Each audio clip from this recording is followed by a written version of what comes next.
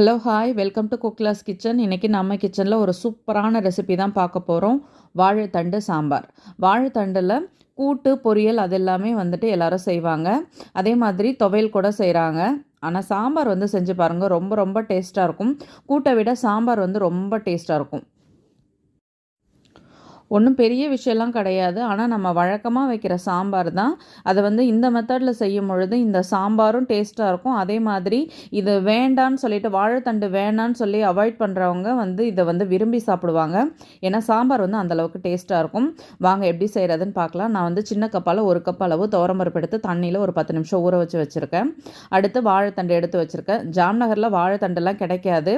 ஆனால் நீங்கள் வாழைத்தண்டு வாங்கும் பொழுது கொஞ்சம் எலசான வாழைத்தண்டாக வாங்கிக்கோங்க.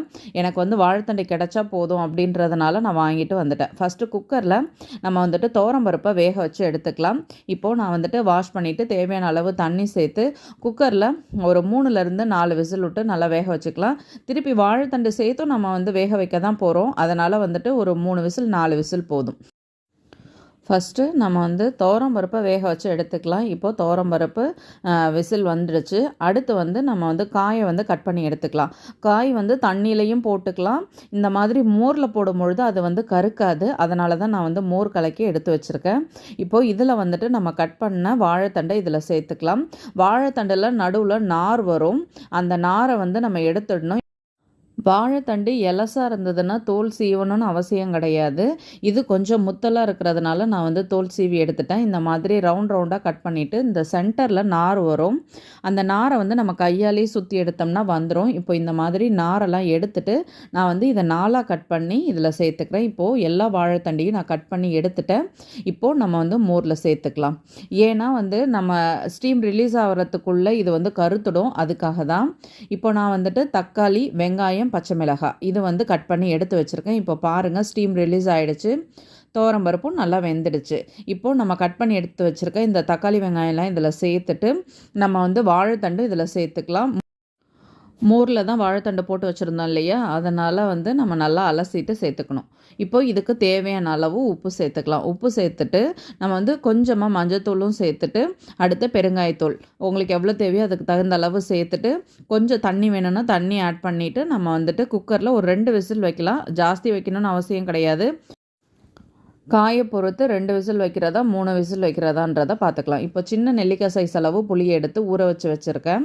இப்போ பாருங்கள், அடுப்பில் வானல் வச்சுட்டு 2 ஸ்பூன் அளவு எண்ணெய் சேர்த்துக்கலாம். கொஞ்சமாக கடுகு போட்டு அது நல்லா பொரிஞ்சதும் அடுத்து காஞ்ச மிளகாய் சேர்த்துக்கலாம். காஞ்ச மிளகாய் சேர்த்துட்டு கொஞ்சம் பெருங்காயத்தூள் சேர்த்து அடுத்து கருவேப்பிலையும் சேர்த்துக்கலாம்.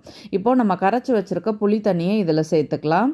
இப்போது நல்லா வடிகட்டிட்டு இந்த புளி தண்ணியையும் இது கூட வந்து நம்ம ஆட் பண்ணிக்கலாம். இதுக்கு எவ்வளோ குழம்பு தூள் தேவையோ அதுக்கு தகுந்த அளவு நம்ம வந்து இப்போ குழம்பு தூள் சேர்த்துட்டு நம்ம கொதிக்க வைக்க வேண்டிதான்.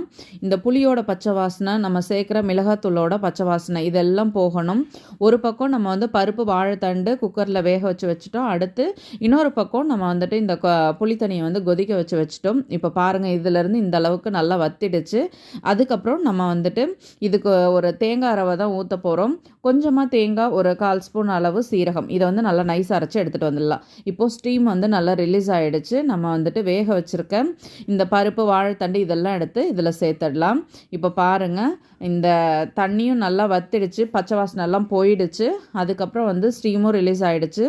பருப்பு தண்ணியை சேர்த்தாச்சு. இது வந்து நல்லா மிக்ஸ் ஆகிட்டு கொதிக்கட்டும். நம்ம வந்து தேங்காவை அரைச்சிட்டு வந்துட்டு நல்லா ஃபைனாக அரைச்சிக்கோங்க. அரைச்சிட்டு நம்ம வந்து இதில் சேர்த்துக்க வேண்டியதான். கொஞ்சம் உப்பு கம்மியாக இருந்துச்சு, அதனால் நான் உப்பு சேர்த்துருக்கேன்.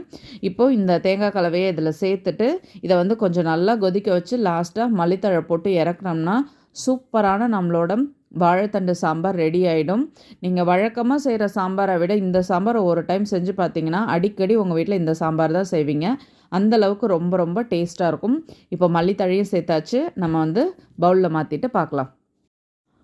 சுட சுட சூப்பராக நம்மளோட வாழைத்தண்டு சாம்பார் ரெடி ஆகிடுச்சு. நீங்களும் வீட்டில் ட்ரை பண்ணி பாருங்கள், கண்டிப்பாக உங்களுக்கு பிடிக்கும். வீடியோ பிடிச்சா லைக் பண்ணுங்கள். என்னோடய வீடியோ உங்களுக்கு யூஸ்ஃபுல்லாக இருந்தால் சப்ஸ்கிரைப் பண்ணிக்கோங்க. மறக்காமல் செஞ்சு பார்த்துட்டு உங்கள் கமெண்ட் சொல்லுங்கள். தேங்க்யூ.